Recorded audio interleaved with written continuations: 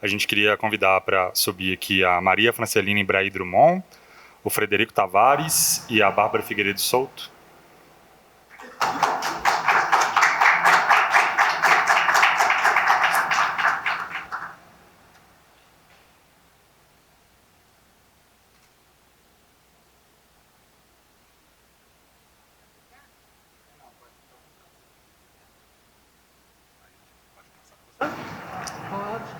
Rapidinho.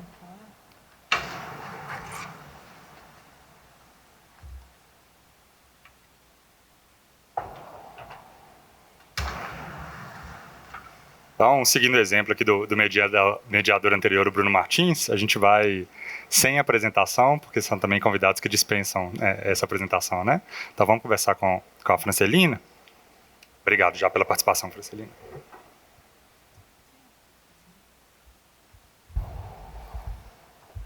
Boa tarde. Eu venho aqui hoje com uma comunicação a que eu dei um título, porque ela tematiza o que eu vou ler e trouxe para apresentar para vocês, que se chama Do Compilador Mineiro ao Gavroche. Eu vou explicar no meu texto por que esse título. Então, Do Compilador ao Gavroche. Muito honrada com o convite para participar desse seminário, agradeço especialmente ao professor Paulo Bernardo, Paulo B., que acompanha minhas pesquisas nas fontes de Ouro Preto há muito tempo. E, como resultado, trago para apresentar ao público, nessa mesa redonda, os colegas da mesa redonda, e ao público, o meu livro Imprensa de Ouro Preto no século XIX, que eu acabei de publicar, como o resultado de uma pesquisa de muitos anos que eu venho fazendo e uma celebração dessa data, um marco para a data do bicentenário da imprensa mineira que nasceu em Ouro Preto. Bom, para essa apresentação, eu já disse o nome, vou repetir brevemente, Do Compilador Mineiro ao Gavroche. Eu busquei um título que pudesse representar metaforicamente a trajetória do leitor na imprensa ouropretana do século XIX. Dia 13 de outubro de 1823, quarta-feira, primeiro aniversário da aclamação de Dom Pedro I, o Compilador Mineiro, com circulação trissemanal, inaugurou a imprensa na província de Minas. Abria o debate político do momento que o país passava para se firmar como nação e defendia a monarquia constitucional. O meu livro, tem um ensaio geral sobre a cultura impressa em Ouro Preto, que era então a capital de Minas. Sob o arco dessa cultura, a cultura de uma sociedade em plenas condições materiais e imateriais de produzir textos, esse conceito é importante porque a gente não vê a imprensa como uma atividade isolada, né? Uma atividade do tipógrafo ou de um redator, uma coisa solta, mas sim um sinal, um índice de uma sociedade já em condições materiais e imateriais da produção, então, do texto. Então, é sobre esse arco que eu tratei o tema de 1823 a 1900. Eu identifiquei, primeiro foi uma longa busca em arquivos públicos e privados, e fontes ainda em Ouro Preto. Eu encontrei um ou outro jornal do século XIX, mas foi basicamente busca em arquivos públicos e algumas fontes privadas que eu localizei. Localizei cerca de 150 jornais, periódicos, entre jornais e revistas.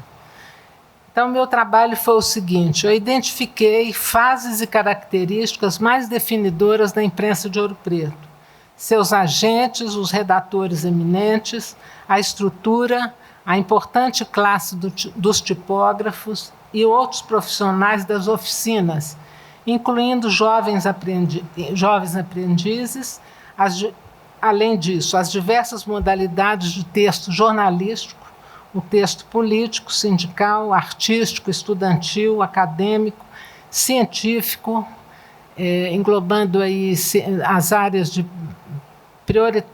principalmente as áreas de farmácia, ciências médicas, as engenharias e o direito, que se manifestam com muitos títulos e ao longo de todo o século. E a imprensa de imigrantes, o jornal da colônia italiana em Minas, La Bandiera Italiana, escrito em italiano, e o jornal de fundo publicitário, o religioso, tanto católico como espírita, entre outras modalidades que apareceram. O mapa das oficinas espalhadas pela cidade, o profissional que vendia jornais, quer dizer, como eu li muito jornal, identifiquei um verdadeiro mapa mesmo da cidade se modificando ao longo das décadas.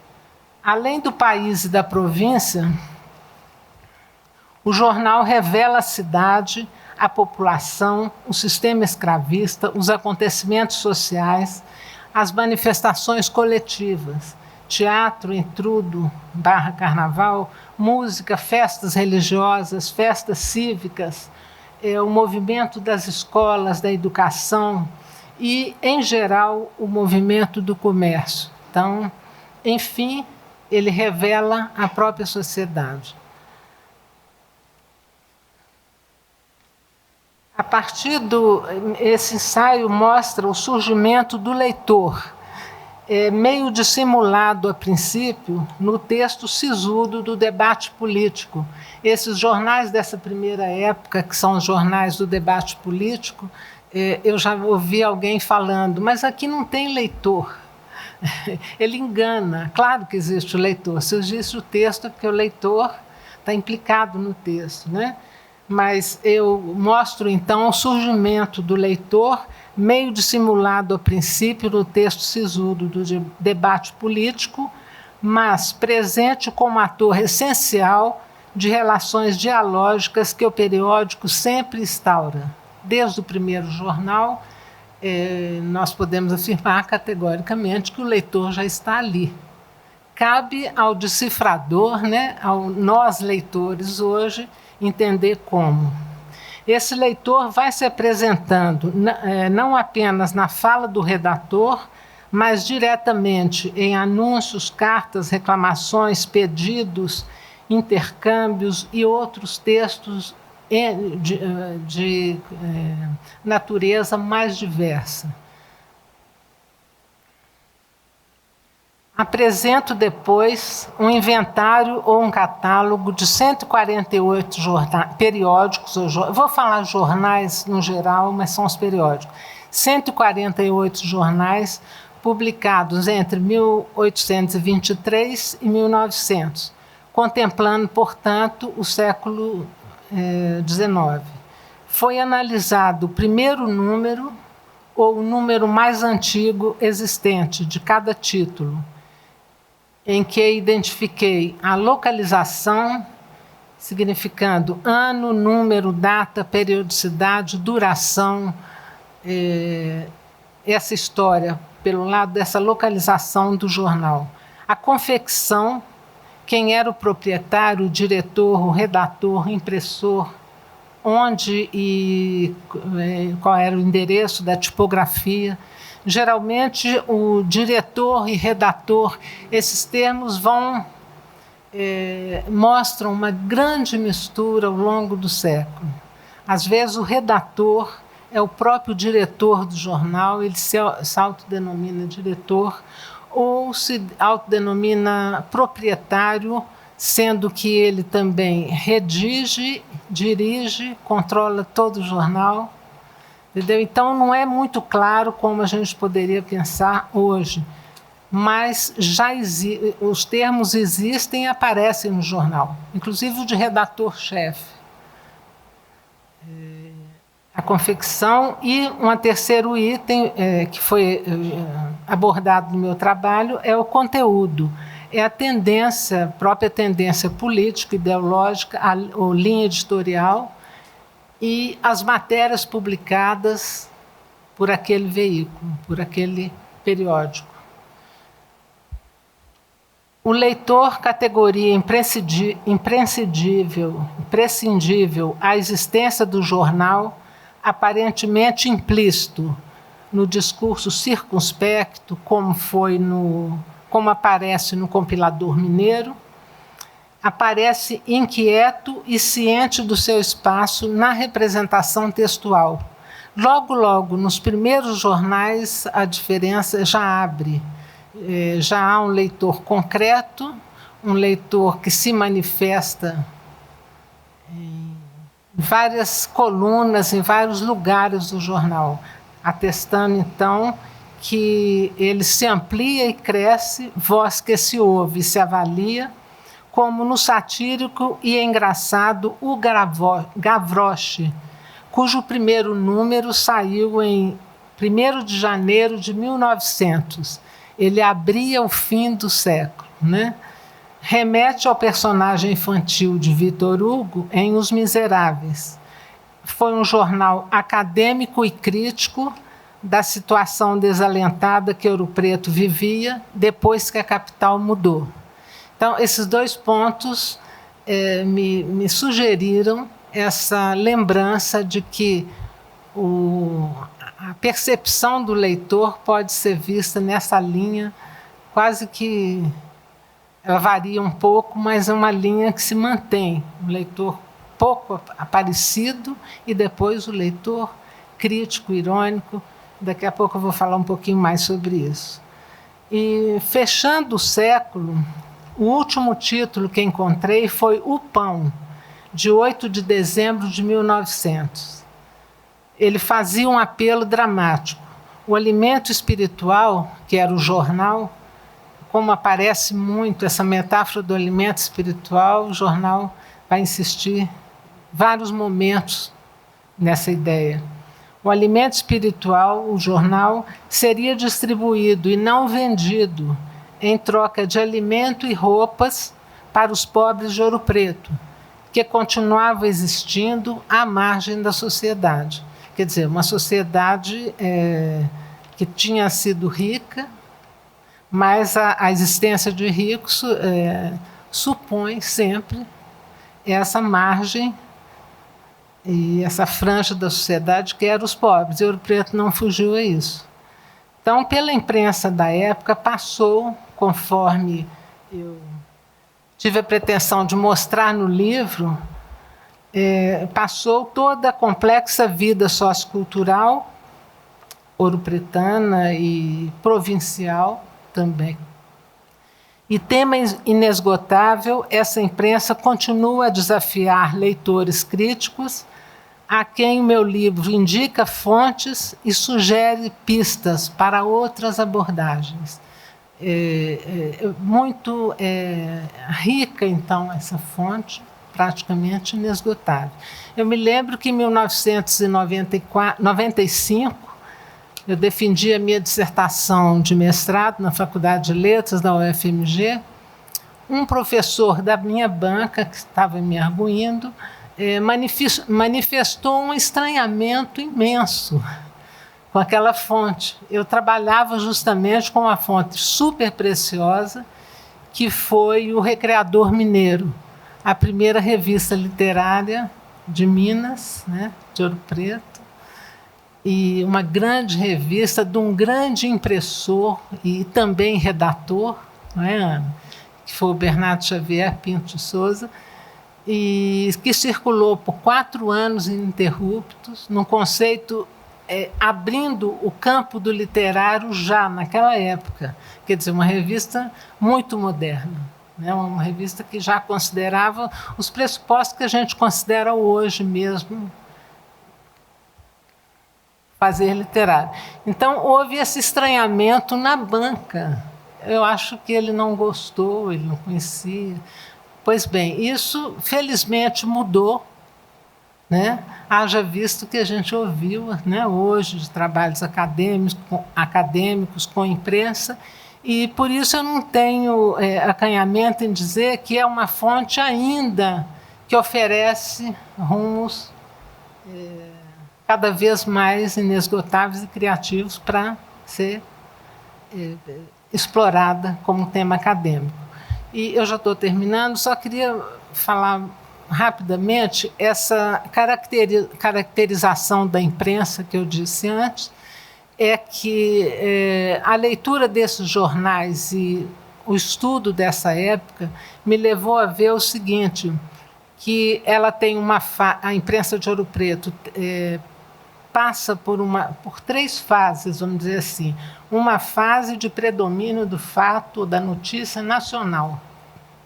Essa fase não é exclusiva, ela convive com notícias, comunicados e várias outras matérias da província e da cidade, mas ela é mais marcante. Então, na primeira década de 20 e 30, é muito a nação, é o Brasil que está se firmando como nação, né, independente, e todo esse debate político que predomina. Quando você tem a década de 40 a 80, a província é o tema que explode nos jornais. Toda a província, o jornal, então, se acha trabalha esse tema com mais profundidade. Os temas nacionais continuam presentes, mas a nação se sobreleva. E, num terceiro momento, é a cidade. Da década de 80, mais ou menos, até o final do século, a cidade tem esse foco principal, continuando a nação e a província. Entende? Agora, é uma caracterização da imprensa possível e interessante de ser estudada e avaliada. E uma segunda é a imprensa que debate a favor ou contra a mudança da capital. Certo? Que aparece realmente uma imprensa mudancista, quer dizer, que quer que a capital saia de Ouro Preto, porque a cidade não apresenta condições, eles falam assim, são condições climáticas, geográficas, etc., para ser capital, e a turma antimudança, os antimudancistas. Nem sempre o pensamento mudancista e o pensamento antimudancista coincide, por exemplo, com a bandeira republicana ou com a bandeira liberal. Ele tem uma certa independência até, mas ela chega a informar, a dar uma caracterização da imprensa de Ouro Preto, esse debate, e é um debate muito rico, porque quando a gente chega em 1900, eu mencionei há pouco, esse jornal de estudantes, que é o Gavroche, ele está lamentando, mas criticando a situação de desalento que Ouro Preto ainda vivia 3 anos depois de mudar da capital, né? Então, essa caracterização foi bem interessante a gente acompanhar no desenrolar dessa imprensa. Outros são os jornais literários e como que a literatura se manifesta nesses periódicos. O primeiro, realmente, que se intitula Literário é o Ateneu Popular, de 1843. E 2 anos depois aparece a revista O Recreador Mineiro. Mas, de qualquer maneira, o jornal é o espaço que privilegiou muito o desenvolvimento da literatura, né? A poesia, principalmente, mas também a crítica, a crônica, e outros gêneros que estão presentes nas páginas do jornal.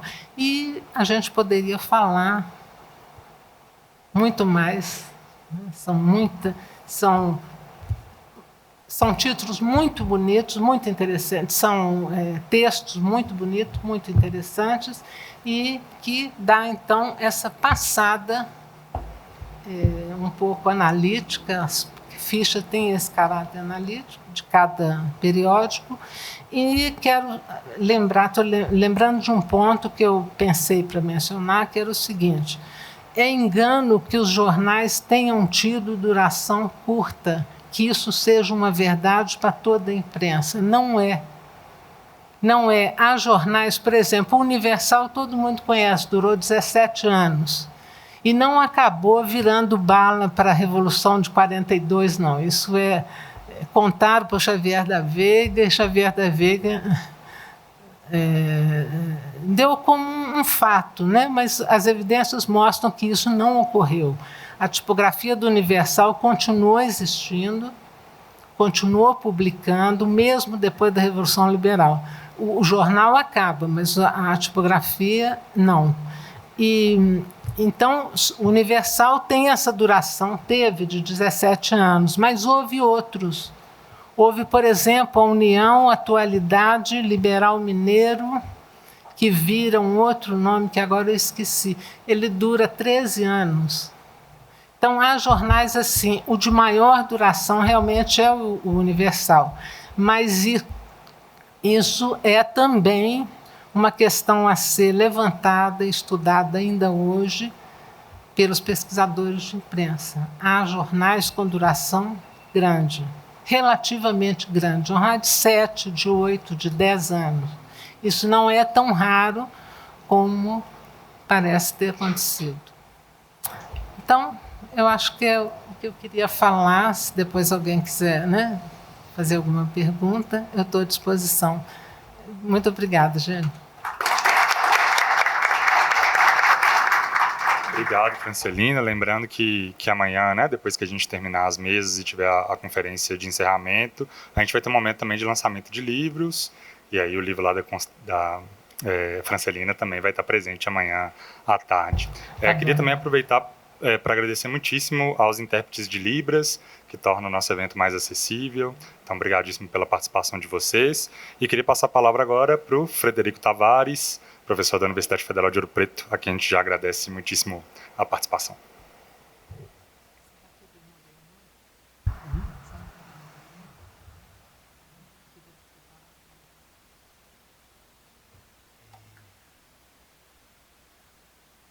Oi.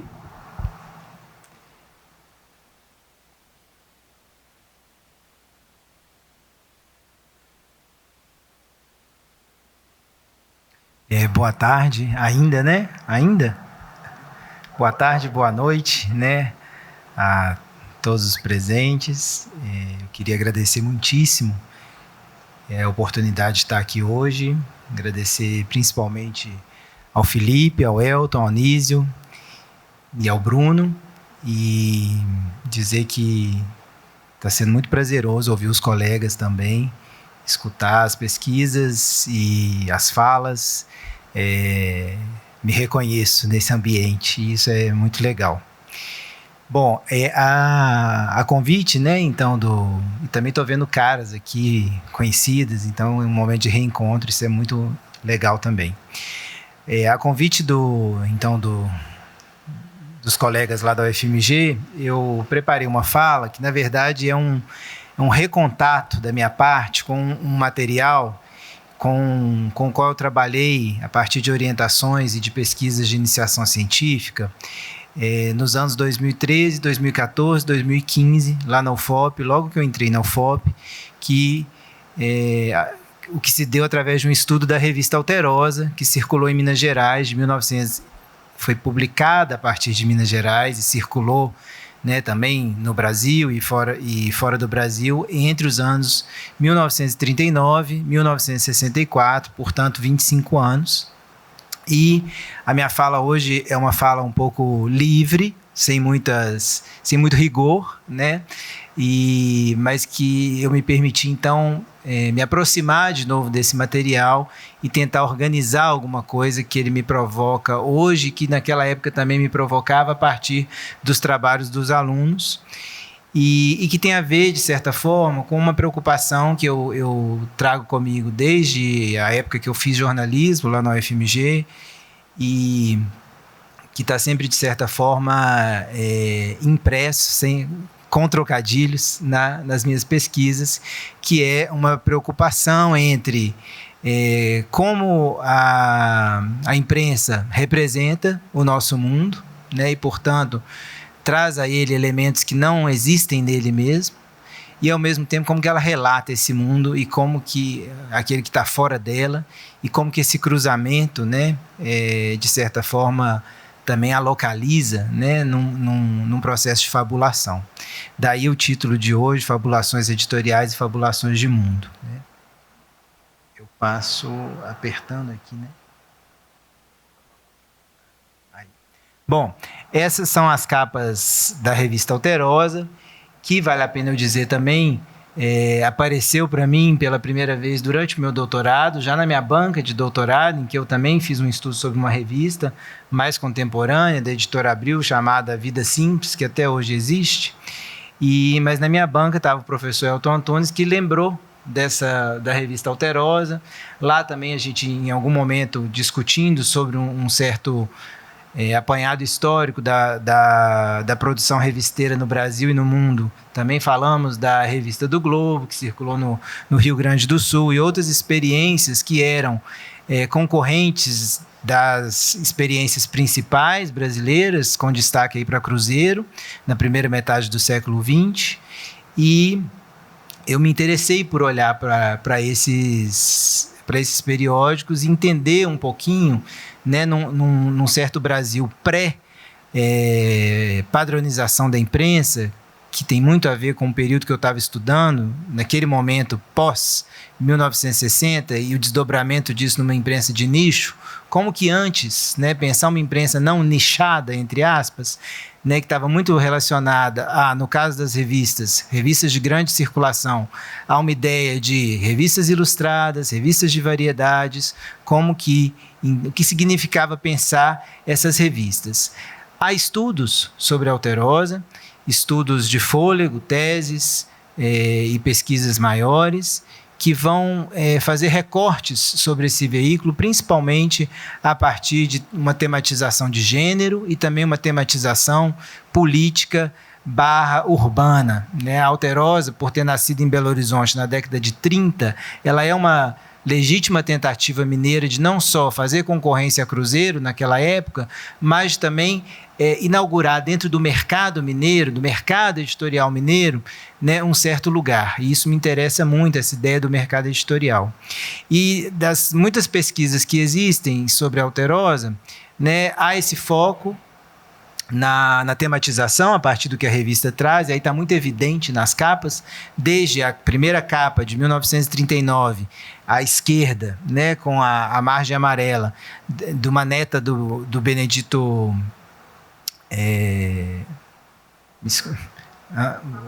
Benedito Valadares, muito obrigado, ex-governador, né, que naquele momento era interventor do Estado, e está aí a neta dele na capa, uma homenagem da revista em sua primeira edição, e todas as outras, inclusive na década de 60, já com uma outra direção, a mulher estampando a capa da revista. E essa é uma revista que se disse durante todo o tempo para a família brasileira, né, uma revista para a família do Brasil, mas que tinha a mulher como protagonista, né, e como um certo elemento nucleador de toda a perspectiva editorial que a revista assume. E essas pesquisas com as quais eu tive contato, principalmente, vão focar muito nessa perspectiva da mulher, né, no centro dessa publicação, e como que isso dialogava com as distintas épocas, né, ao longo de 25 anos que a Alterosa circulou. Mas o meu interesse tem a ver também com uma certa trajetória editorial, não só no sentido de acompanhar, né, a representação da mulher, não é esse o meu foco, mas sim de como a revista, na sua materialidade, né, e na sua própria revelação editorial, se manifestava. Não à toa eu aqui nessa montagem, logo ao lado, na parte de baixo, ao lado da primeira capa, tem a edição de Natal de 1945, né? O Natal de 1945, portanto, 6 anos após o lançamento da revista, e lá em cima também está a indicação, né, da edição de 1946, edição comemorativa do Natal, que eu vou tentando buscar, né, nessa minha observação solta, como que certas datas tematizam a produção da revista no seu fazer e nas pautas que ela traz. E aí eu coloco também algumas coisas que vão aparecer, como, por exemplo, um extratozinho da primeira vez que vai aparecer o título, Alterosa, a Revista da Família Brasileira. Esse slogan é muito importante como marcação editorial ao longo do tempo. Então, essa é a primeira edição de 1939, que circulou em agosto de 1939. Há uma estimativa pelos jornais da época, principalmente o Minas Gerais, o Estado de Minas, pelas notícias do dia seguinte, né, ao lançamento da revista, fazendo menção a esse lançamento como sendo do dia 20 de agosto de 1939. Esqueci de passar aqui, desculpe. Aí. E vale dizer, e aí o expediente ao lado, né? E estão vendo bem embaixo ali, Revista Mensal Ilustrada. Então ela nasce com essa denominação, Revista Mensal Ilustrada, né, voltada assim, ela possui um caráter literário noticioso, tinha uma circulação mensal, como vai dizer aí. Ela vai, ao longo de todo o tempo, né, estar permeada de contos, crônicas, algumas reportagens, várias delas de cunho político e econômico, mas muito mais voltadas durante muito tempo para uma perspectiva, entre aspas, mais doméstica e familiar. Havia publicação de poesias, muitos anúncios publicitários que denotavam muito também um padrão de consumo e informação para a época, e voltada para um público leitor elitizado, digamos assim, o que seria, entre aspas, a sociedade mineira, né, no seu melhor estado, né? Então a gente vai ter, né, colunas que vão trazer personagens ilustres, a gente vai ter um apanhado com fotografias de acontecimentos sociais nobres, entre aspas, que aconteceram no mês, né, e aí todas as figuras dessa dita sociedade mineira, inclusive nos primeiros anos da revista, com uma verve, digamos assim, bem eugenista e de forma muito explícita, inclusive usando esse termo, associando a eugenia à civilização. E como também um pouco nesse sentido, né, de forjar uma identidade mineira que pudesse, num certo momento, né, naquele momento em específico, creditar um imaginário à sua circulação em Minas Gerais, mas também se propor como periódico que ilustrava Minas Gerais para fora do próprio estado. Nessa pesquisa, a gente trabalhou com 234 exemplares da revista. A revista teve cerca de 370 em toda a sua história. Houve um período, né, do finalzinho, durante a década de 50, em que ela circulou quinzenalmente, né, de mais precisamente, se não me engano, de 53 até 1960. E as nossas buscas foram no Arquivo Público da cidade de Belo Horizonte, durante ainda aquele processo, e depois, posteriormente, na Biblioteca Nacional Digital. Infelizmente, não tivemos recurso naquele momento para ir ao Rio. Bom, aí aqui estão as edições de Natal, né, de 41, 45, 60, 61, há outras, mas essas edições são muito importantes e interessavam para a gente na pesquisa, porque elas eram marcadores importantes em que a revista expressava, né, essa especialidade da edição, e colocava de forma muito evidente pela sorte de assuntos e temas que estava ali, né, todo esse viés que ela assumia editorial, que de certa forma também estava subjacente às outras edições do ano, que tinha uma perspectiva de certa forma conservadora, que colocava a mulher, né, diferente de algumas publicações do século XIX que a gente viu aqui hoje, defendiam esse lugar da mulher como dona de casa, como cuidadora do lar, né, como mãe. E isso é muito importante, por quê? Porque nessa perspectiva de um diálogo com o tempo histórico, a Alterosa, ao trazer a mulher para o centro, era a partir da mulher também que um discurso comportamental, um discurso de costumes e hábitos em relação a toda a sociedade aparecia. E onde que isso, e que pistas estavam aí? Nas atrizes de Hollywood, que também apareciam na capa, nas atrizes do rádio, nas atrizes do teatro, nas modelos famosas que apareciam em ensaios fotográficos na revista, e também numa série de textos e reportagens que exaltavam uma cultura estadunidense que desde a Segunda Guerra começa a aparecer na revista e explode com o final da guerra. Então, do final dos anos 40 e durante os anos 50, a Alterosa ela também assume um discurso estadunidense nas suas páginas e claro, casado muito com uma espécie de aura numa perspectiva dos anos dourados, né, brasileiro, e isso também se evidenciava muito. Aqui alguns dados, né? A revista, então, quando ela surge, criada pelo jornalista Olímpio Miranda de Castro, lá em 1939, né, o Olímpio, que era um jornalista já articulado aqui em Belo Horizonte, né, a revista tenta, principalmente, isso os estudos vão dizer, fazer 2 movimentos. Chegar ao mercado e, desde o início, se propor longeva, né, esse debate, né, da longevidade dos periódicos estava posto também, uma vez que a capital mineira, até os anos 20, ainda teve, né, como o próprio Linhares vai dizer, cerca de 800 títulos, né, e desses 800, vários com vida curtíssima. A Alterosa, então, chegava como não só o fato de querer ser uma revista moderna, ilustrada, belo-horizontina, mas também com uma proposta de longevidade e também, né, uma perspectiva de fazer frente a outras concorrentes do próprio mercado do mercado nacional e, consequentemente, não só adentrar esse mercado, mas trazer esse mercado para a nossa realidade, né? De 1939 a 1945, a circulação foi mais regional. Os dados apontam, né, para uma primeira tiragem de 3.000 exemplares, né, e ela atinge um pico no final, em algum momento da sua circulação, de 80.000 exemplares, o que para a época era muita coisa, né? Já em 46, quando ela começa a ter uma projeção nacional, já era uma tiragem de 30.000 exemplares, tinha venda avulsa, tinha assinatura, tinha escritórios no Rio, em Belo Horizonte, e ela também trabalhava com correspondentes, não era exatamente essa palavra que ela usava, me esqueci agora, espalhados não só pelo estado, mas por algumas cidades-chave, né? Então, a partir de 45, ela começa a delinear essa sua circulação nacional e internacional. Bom,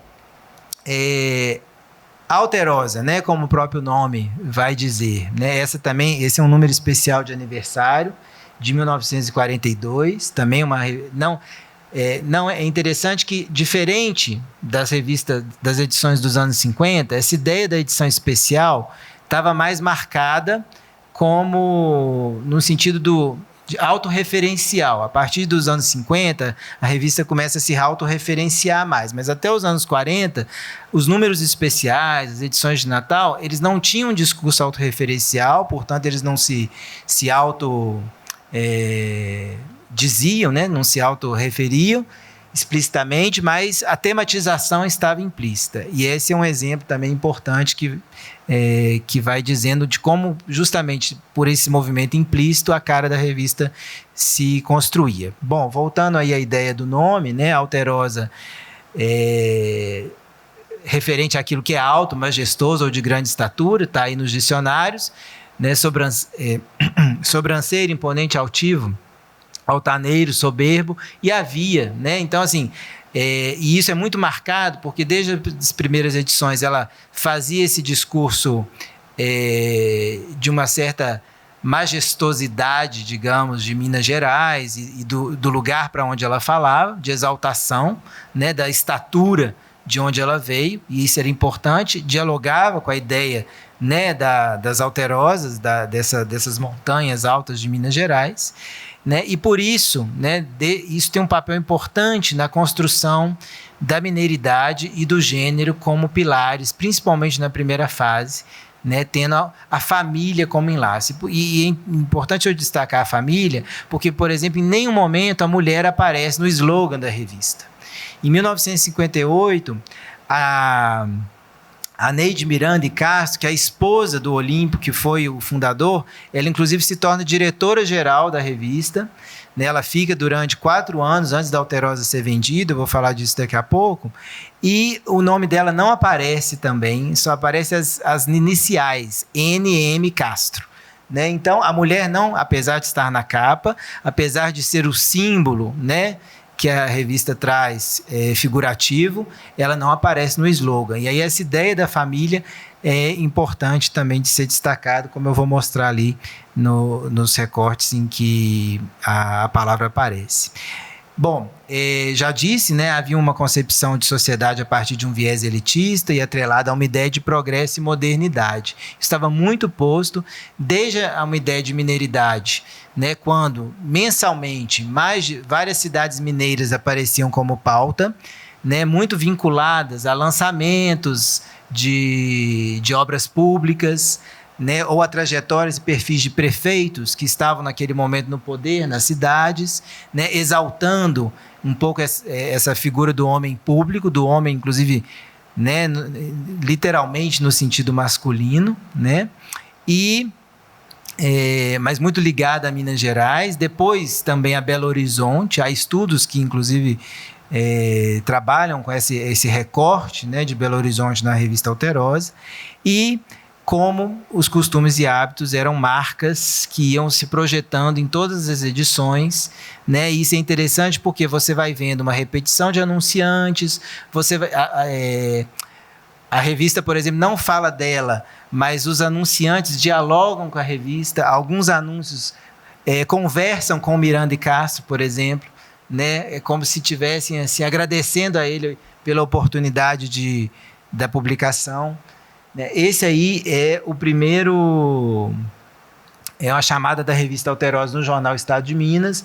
Logo, no primeiro, quando o jornal faz uma matéria exaltando o lançamento da revista, havia também um anúncio, né? Hoje, em todas as bancas e com os jornaleiros, Alterosa, a grande revista de Minas para todo o Brasil. Esse não se tornou um slogan, era uma publicidade, mas esse Alterosa, em letras garrafais, né, distinto inclusive da logomarca da revista lá na primeira página, dava um pouco o tom dessa projeção, né, de como o projeto editorial se prefigurava.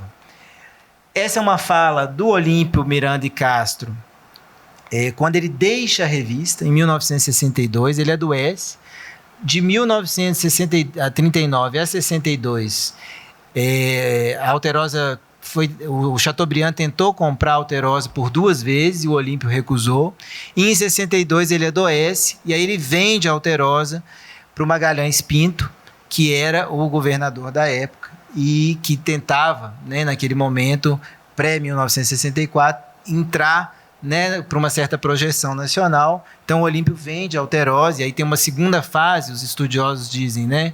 A Alterosa então teve uma primeira fase na direção do Olímpio Miranda e Castro, de 39 a 62, e depois de 62 a 64, quando ela é extinta, a partir da direção da direção do Magalhães Pinto, mas quem era o chefe mesmo de redação era o Ronaldo Drummond. Bom, essa é uma fala dele.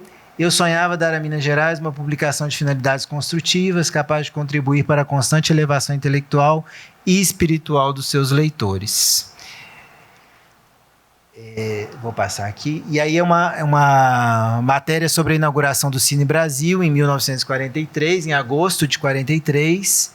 Né? E aí tem a Alterosa, nesse momento, fala, né?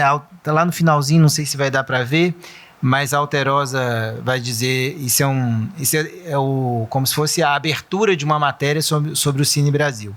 Entregues à população as novas e modernas instalações do Cine Brasil, Cine Metrópole, um melhoramento notável para a cidade, o que representa para o nosso progresso e nossa civilização, eram 2 palavras frequentes na revista, a empresa Cine Teatral Limitada, benemérita propugnadora do bem-estar e da comodidade do povo, a Alterosa agradece em nome dos habitantes de Belo Horizonte. Então, eram nesses momentos que a revista aparecia e dava pistas de como ela enxergava e como que a gente podia enxergar a sua proposta editorial.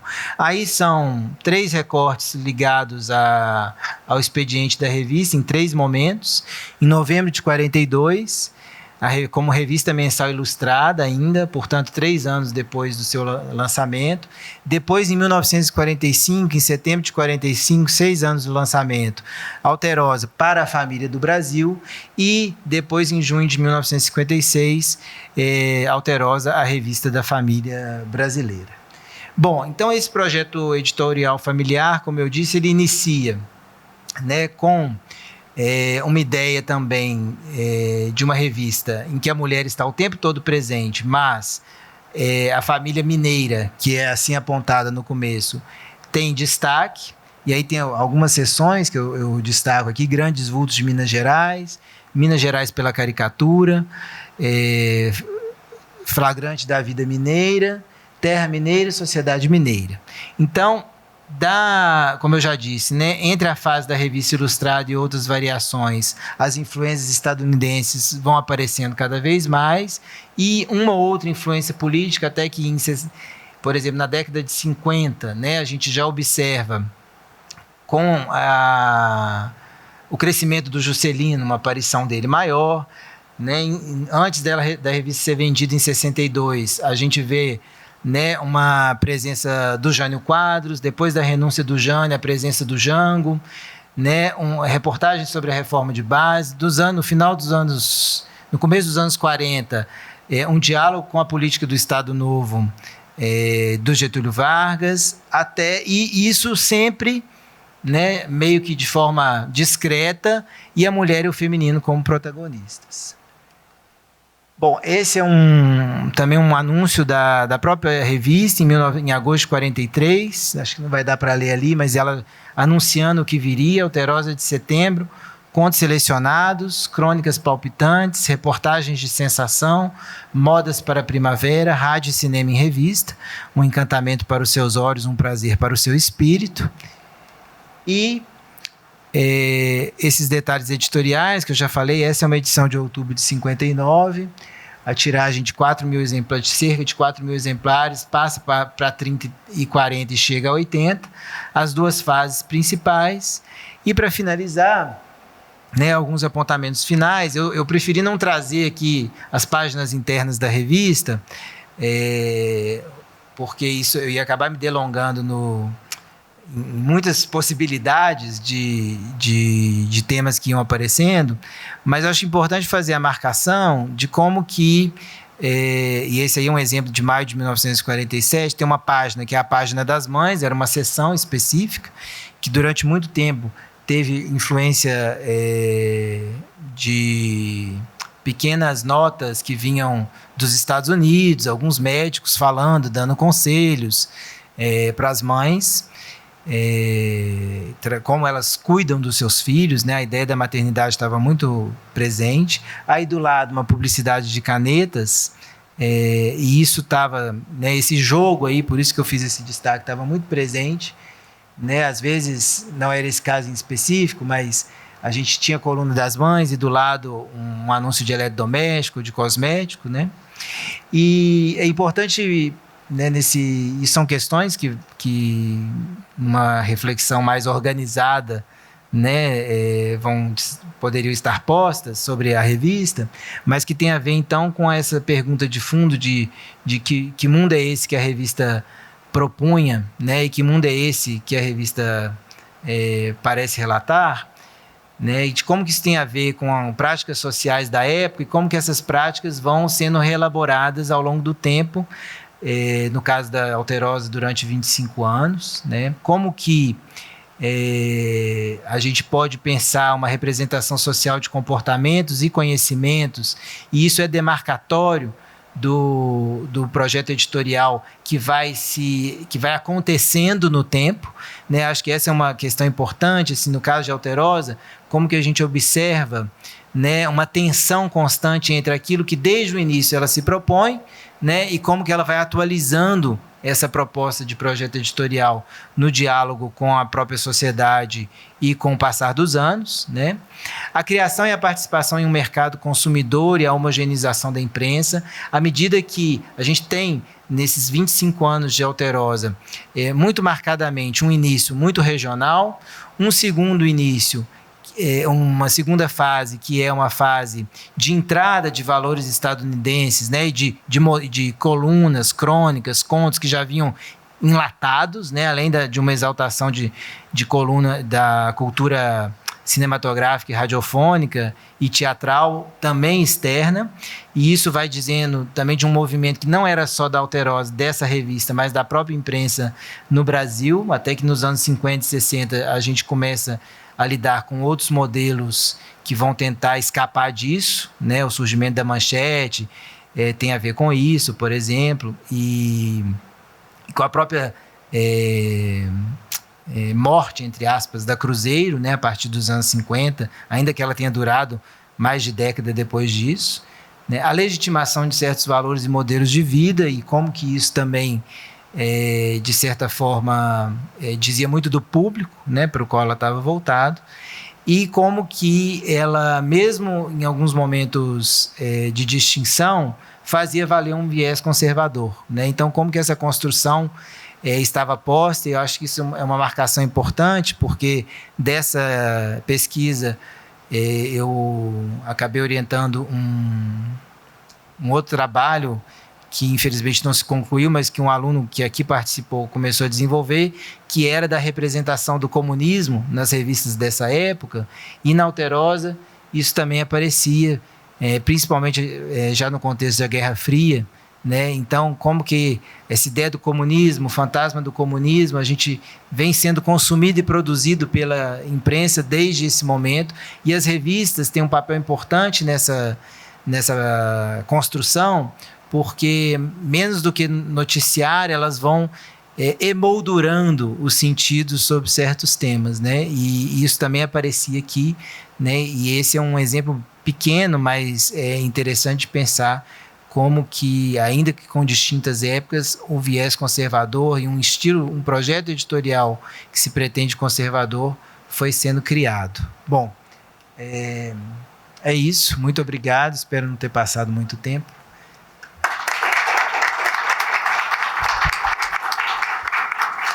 Obrigado, Fred. Chama muita atenção os diálogos, né, entre o século XX e o século XIX, né, com os trabalhos de Constança, Mônica. E muito interessante também, assim, um verdadeiro White Christmas, né? Assim, a branquitude explode nessas capas, né? Acho que é interessante para a gente dialogar, enfim, depois na sequência. Mas queria passar, então, a palavra para Bárbara Figueiredo Souto, nossa convidada da Unimontes. Obrigado. Boa noite a todas as pessoas. Desde já peço desculpas pelo atraso. Vir do norte de Minas nem sempre é moleza, viu? Bom, então queria agradecer, né, ao Felipe pelo convite para falar de um jornal que é tão caro na minha trajetória acadêmica. E queria cumprimentar também os colegas aqui presentes, né, e agradecer pela oportunidade de diálogo nessa noite já, né? Para tentar obedecer o meu tempo, né, eu acabei escrevendo minha reflexão, espero não cansá-los nesse processo, tá? Então vamos lá, né? A minha comunicação hoje é intitulada O Periódico Sexo Feminino, um espaço de luta das mulheres na imprensa mineira oitocentista. Refletir sobre os 200 anos da imprensa mineira é comemorar a relevância de muitos empreendimentos e também lamentar pelo silenciamento imposto a vários sujeitos, desde aqueles e aquelas que não conseguiram acessar o mundo dos impressos, até aqueles e aquelas que colocaram suas ideias em circulação e, ainda assim, foram legados ao esquecimento social e historiográfico. Neste sentido, Laura Maciel constatou que houve uma seletividade na listagem de jornais eleitos para contar a história da imprensa no Brasil. Nas palavras da historiadora,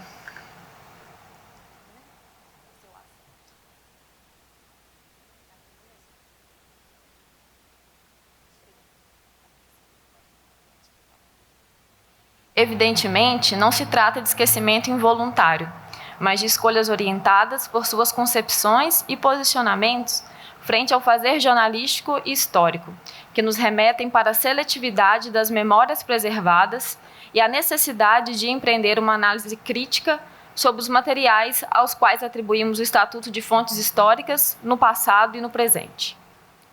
Com o intuito de pluralizar e complexificar a história da imprensa, apresenta uma fonte histórica digna de ser lembrada, o periódico Sexo Feminino. Em nosso diálogo de hoje, resolvi analisar o ano de 1873. Justifico tal recorte pelo tempo que esse impresso circulou em terras mineiras, mais especificamente na cidade de Campanha. Para partilhar um pouco das minhas reflexões com vocês, escolhi abordar 2 aspectos a partir da leitura do periódico Sexo Feminino, quais sejam os sujeitos e suas ideias em construção e a imprensa como espaço de disputa política e de memória. Gostaria de iniciar ressaltando a dificuldade em encontrar informações sobre as trajetórias das mulheres intelectuais no século XIX. Assim sendo, nunca é demais retomar a afirmação de Zahide Musar. Na verdade, o esquecimento de escritoras do século XIX é um esquecimento político, pois não só porque mulheres escritoras são esquecidas, sobretudo, as mais atuantes, as feministas, em uma palavra. Para tentar contornar tal esquecimento, a leitura atenta dos próprios impressos nos concede instigantes dados biográficos das mulheres de letras, somados a breves registros em dicionários e alguns vestígios deixados em fontes oficiais. Apresento a vocês, então, a redatora do periódico Sexo Feminino, Francisca Senhorinha da Mota Diniz. Infelizmente, desconhecemos os aspectos físicos da redatora devido à ausência de registros imagéticos publicizados. Como eu gostaria de conhecer o olhar dessa aguerrida mulher. Francisca Senhorinha foi escritora, professora, jornalista, mãe, esposa e, sobretudo, educadora. Mineira, nasceu no ano de 1834, em São João del Rei. Filha de Gertrudes Alves de Melo Ramos e Eduardo Gonçalves da Mota Ramos. Francisca casou-se com o professor e jornalista mineiro José Joaquim da Silva Diniz, homem que foi seu companheiro de vida e de imprensa. José Joaquim era redator do periódico Monarquista, cuja tipografia abriu espaço para Francisca publicizar seu periódico dedicado aos interesses da mulher. Francisca e José tiveram 4 filhas, Albertina, Amélia, Elisa e Eulália, as quais seguiram os caminhos dos pais. Todas tornaram-se professoras e íntimas do universo das letras. Durante a residência em Campanha, Francisca Senhorinha lecionou na escola normal e, quando mudou-se para o Rio de Janeiro, fundou o Colégio Santa Isabel e a Escola Doméstica, em parceria com suas filhas. Interessante observar que a atuação no magistério ocorria de forma articulada com as atividades na imprensa, tendo Francisca vinculado o Sexo Feminino até 1876, quando teve que fazer uma pausa devido ao fato da família ter contraído febre amarela e retirado-se da corte. Em 1880, Francisca retornou ao universo impresso com o periódico Primavera, que, apesar da vida breve, levantou pautas fundamentais como a emancipação das mulheres e a abolição da escravatura. Finalmente, no dia 2 de julho de 1889, Francisca fundou no Rio de Janeiro o jornal O Sexo Feminino, que passou a se chamar o 15 de novembro do Sexo Feminino após a proclamação da República. Essa ilustre mineira conquistou reconhecimento no campo da imprensa e da educação ainda em vida. Nossa aguerrida educadora faleceu aos 76 anos, no dia 30 de outubro de 1910, no Rio de Janeiro. Mesmo com uma apresentação tão sintética, é possível perceber como Francisca Senhorinha teve uma vida ativa, dedicada aos estudos e à produção intelectual. Sem dúvida, as páginas do jornal foi um espaço privilegiado de construção e divulgação das ideias da educadora. Eis o primeiro periódico mineiro fundado e dirigido por uma mulher. O periódico Sexo Feminino era composto por 4 páginas, organizado em 2 colunas e algumas seções. Durante o ano de 73, encontramos as seguintes seções: o sexo feminino, uma espécie de editorial, né? Noticiário, variedades, colaboração, poesias, literatura, folhetim, teatro, religião, aviso, anúncios e declaração. Podemos observar que tratava-se de um material organizado, impresso em letras grandes e que promovia o incentivo à leitura a partir do imbricamento entre literatura e política. Sugiro que a professora se esforçou em elaborar uma folha que fosse didática, no sentido de facilitar o acesso ao seu público-alvo, as mulheres, que naquele contexto de altos índices de analfabetismo atingiam-nas ainda mais. Somando a isso, Francisca Senhorinha utilizou como estratégia de divulgação de seu impresso a prática de deixar um número do sexo feminino na casa das famílias. Caso não quisessem assiná-lo, bastava devolver a folha à redação. De certo, as estratégias tiveram efeito, já que no ano de 1873, o periódico tinha uma tiragem de 800 exemplares, e conforme Cristiane Ribeiro, em campanha, naquele contexto, tínhamos apenas 2.000 pessoas letradas. Foi nesse impresso, de pequeno formato e tipografado no sul de Minas, que Francisca Senhorinha exprimiu suas ideias e desafiou todos aqueles que, de alguma forma, subjugavam as mulheres. Logo na estreia, a periodista estampou na primeira página: zombe muito embora os pessimistas do aparecimento de um novo órgão na imprensa, o sexo feminino. Tapem os olhos os indiferentes para não verem a luz do progresso, que, qual pedra desprendida do rochedo alcantilado, rola violentamente sem poder ser impedida em seu curso. Riam os curiosos, seu riso sardônico de reprovação, a ideia que ora surge brilhante no horizonte da cidade de campanha. Agora, em bem ou mal, o nascimento, vida e morte do sexo feminino.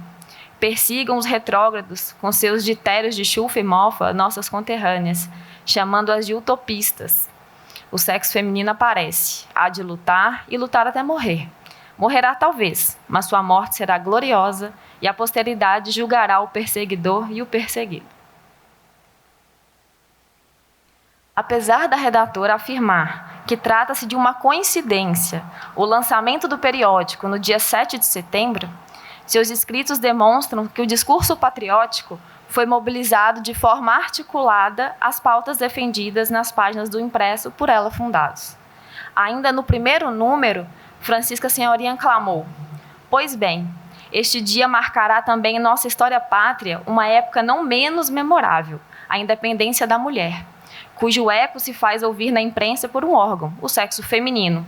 E, pois, viva a independência do nosso sexo, viva a instrução da mulher.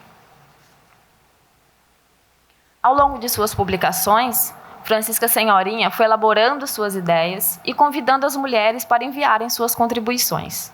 Como tratava-se de um periódico dedicado aos interesses da mulher, todo o espaço do jornal era reservado ao aprimoramento do intelecto feminino e à luta pela emancipação das mulheres.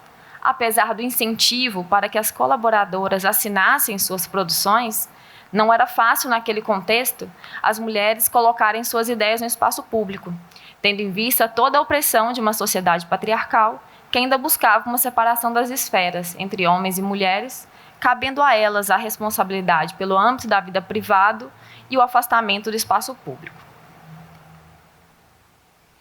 É importante dizer que as leitoras do sexo feminino enviaram cartas agradecendo pela iniciativa de Francisca Senhorinha. Afinal, a imprensa feminina, e principalmente aquela que se propunha defender os direitos das mulheres, ainda era rara em nosso país. Vejamos um exemplo de carta publicada. Parabéns ao sexo feminino, que, compenetrado dessa indeclinável necessidade, vem ocupar lugar iminente na arena do jornalismo da nossa terra, advogando a causa da emancipação social da mulher. Prenúncio certo, talvez, de uma era mais feliz no horizonte de nossa pátria querida.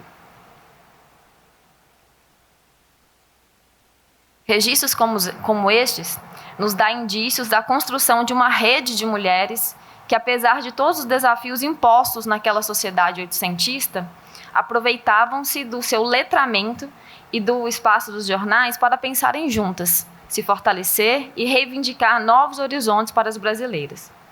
Francisca Senhorinha e as colaboradoras do periódico não tiveram medo de afirmar que o responsável por toda a opressão historicamente sofrida pelas mulheres era o homem. Em inúmeras publicações, encontramos reflexões como estas. A mulher, pertencente ao sexo frágil, como é denominado pela onipotência do homem, é um móvel, um joguete, que o capricho de qualquer estoico coloca no canto da casa ou atira barbaramente à última escala social. Vedada da instrução, que a perspicácia masculina tem julgado incompatível com o sexo, inconsciente de seus direitos, ela, qual cordeiro humilde, deixa subjugar-se e esmagar-se pela manopla de ferro de qualquer bárbaro. Em tom bastante ousado e desafiador, a redatora, por vezes, questionava se os homens não tinham medo de alguma revolução proveniente da ciência feminina. Em outras ocasiões, ela provocava, insistindo, abre aspas, respondam, senhores do sexo masculino, não se calem, venham à imprensa demonstrar que o sexo feminino aspira a uma utopia, propugnando pela educação, instrução, regeneração e emancipação da mulher. Firme na luta em prol dos direitos das mulheres, Francisca Senhorinha convocava as conterrâneas para se oporem às opressões sofridas. Nas palavras da periodista, principiemos a reagir contra o despotismo do homem. E o primeiro passo seja este, habituando-nos a vir à imprensa os nossos pensamentos. Ao ver despontar o primeiro órgão do nosso sexo no seio dessa cidade, transborda-me um espírito de júbilo, porque é o primeiro raio de luz que reflete em nossa sociedade de trevas. É o primeiro recinto onde as jovens devem habituar-se a esgrimir as armas da inteligência, que para o futuro lhes deve ornar as frontes de tantos louros. Pela discussão, persuadiaremos e conquistando palmo a palmo o terreno que nos hão roubado. Seremos um dia independentes e felizes. O hino da vitória será nosso, avante. Ressalto que, frequentemente, Francisca Senhorinha destacava a relevância da imprensa para a luta por direitos das mulheres e também como espaço de disputa de memória, já que as páginas impressas deixam registrados os posicionamentos e as propostas de transformação social, mas também as injustiças cometidas. Neste sentido, a redatora usou as páginas do impresso como uma espécie de tribunal da história, tentando intimidar os opressores a partir do julgamento que teriam no presente e no futuro. Para elucidar essa questão, vale retomar uma expressão de Beatriz Sarlo, ao constatar que as revistas funcionavam como bancos de prova, já que deixavam registrado como se pensava o futuro em determinado presente. E através do uso pedagógico da imprensa, Francisca lançou mão do jornal para estimular o pensamento crítico e até mesmo deixar lições de casa para as normalistas. Percebo, então, que foram a escrita e o diálogo as armas mobilizadas pela jornalista mineira para lutar pela emancipação das mulheres, clamando por instrução de qualidade, acesso às universidades, espaço no mercado de trabalho, respeito no matrimônio, direito ao voto e reconhecimento intelectual. Seguindo essa trilha, foi com grande orgulho que Francisca registrou o tipo de monumento que as mulheres ergueriam na sociedade brasileira. Surgem as Narcisas Amálias, surgem as mulheres esquecidas, desprezadas e alvitadas até aqui, cujas produções vão amontoando material para a edificação de monumentos, não de pedra ou bronze, mas de papel, de livros, de doutrinas morais que séculos presentes e futuros glorificarão com entusiasmo e admiração. Ainda nessa disputa de memória, o periódico Sexo Feminino buscou erguer a província de Minas Gerais como estandarte da luta pela liberdade. A colaboradora Narcisa Amália, por exemplo, escreveu: do seio dessa terra de Minas, tão rica de seiva e de juventude, do seio dessa terra generosa, que recebeu e fecundou as primeiras ideias da nossa emancipação política, é que devia também partir o primeiro brado pela emancipação da mulher. Sob o título de A Heróica Província de Minas Gerais, sempre na vanguarda do progresso, Francisca Senhorinha escreveu um artigo, que compartilho alguns fragmentos com vocês. A terra brasileira, uma vez regada com o sangue de um mártir da liberdade, continua a germinar, crescer, medrar incessantemente, frutificando a árvore da liberdade e independência. Todos os brasileiros que leram a história pátria sabem que cabe à nossa província a honra e glória de ser a primeira em que tem se manifestado as grandes aspirações, figurando à frente delas a ideia de libertar o Brasil do jugo português, proclamando sua independência. Foi nessa heróica província que apareceu a ideia de nossa emancipação política. Foi, enfim, a primeira que apresentou a ideia da emancipação da mulher com a aparição do sexo feminino, a qual ideia, graças à tendência das dignas e inteligentes mineiras, nossas comprovincianas, para o melhoramento intelectual e moral. Esperamos que será avante, irremissivelmente, como avante caminha o progresso e a civilização. Mesmo sabendo que a historiografia há tempos nos alerta para os equívocos de interpretações como esta, em que traçamos uma linearidade entre os movimentos coloniais e a conflagração da independência do Brasil, gostaria de mostrar como instigante a tentativa de articulação entre eventos pátrios e a luta por direitos femininos, no sentido de dar legitimidade aos argumentos das mulheres mobilizadas na imprensa. Observo também uma tentativa de Francisca e suas colaboradoras de construir uma memória de pioneirismo na imprensa, ao negligenciar a existência de outros impressos femininos e aqueles que intitulo de feministas, como o Jornal das Senhoras, que circularam antes das suas publicações. Seria intencional ou não? Caminhando para o fim dessa apresentação, gostaria de ressaltar a importância do contato de Francisca Senhorinha com outros órgãos da imprensa, mantendo a prática de permuta, tão importante para a divulgação e consolidação das folhas.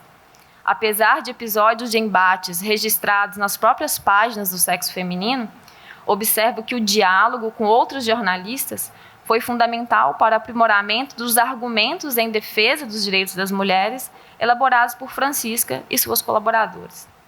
A título de fechamento, sempre provisório das minhas reflexões, defendo que a atuação de parcela das mulheres oitocentistas na imprensa foi elementar para o aprimoramento intelectual das mesmas e para a mobilização feminista. Foram as nossas jornalistas, basicamente todas professoras, as precursoras dos feminismos no Brasil. Logo, a imprensa foi espaço de luta e de visibilidade, dando eco a vozes abafadas na nossa sociedade. Além disso, como historiadora, percebo a importância do resgate de impressos produzidos por mulheres para desmantelarmos o memoricídio, conforme afirma Constância Lima Duarte. Foi responsável por tornar as mulheres intelectuais, abro aspas, ilustres desconhecidas, porque foram sistematicamente alijadas da memória e do arquivo oficial. Enfim, desejo que esse nosso encontro, cujo propósito é rememorar os 200 anos da imprensa mineira, seja um fomento para a ampliação do nosso olhar para com a multiplicidade de periódicos, sujeitos e ideias que circularam em nossa antiga província. Espero que o trabalho partilhado por todos os estudiosos e estudiosas aqui presentes provoquem questionamentos e apontem caminhos pautados no diálogo, rumo à consolidação de um campo de pesquisa da imprensa cada vez mais plural e interdisciplinar. Assim como propôs Francisca Senhorinha outrora, tomara que a educação e a escrita sejam nossas armas para a construção de uma sociedade menos injusta, mais democrática e cada vez mais amorosa. Obrigada pela atenção. A gente que agradece, Bárbara, interessantíssima aí a reconstrução histórica, né, do Jornal da Senhorinha. Bom, infelizmente a gente está super atrasado aí com o cronograma do evento, então a gente queria agradecer muitíssimo também aos funcionários da Academia Mineira de Letras, que estão aqui com a gente até esse horário.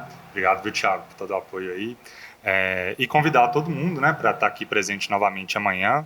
A gente tem 2 mesas, uma que vai tratar sobre os ritmos do cotidiano, a partir das pesquisas do Marcelino Rodrigues, do Rogério Arruda e da Débora Costa, com a mediação do Nísio Teixeira, e a última mesa de jornais e jornalismos, com a presença do Jairo Faria Mendes, da Cristina Mussi e do Luiz Gustavo Santos Cota. E além disso, a gente tem a conferência de encerramento com a professora Maria Marta Martins de Araújo, da Fundação João Pinheiro, seguido pelos lançamentos do livro, como eu disse. Então, eu queria agradecer muitíssimo a presença de todo mundo, espero que tenham tido uma tarde aí muito prazerosa e estimulante.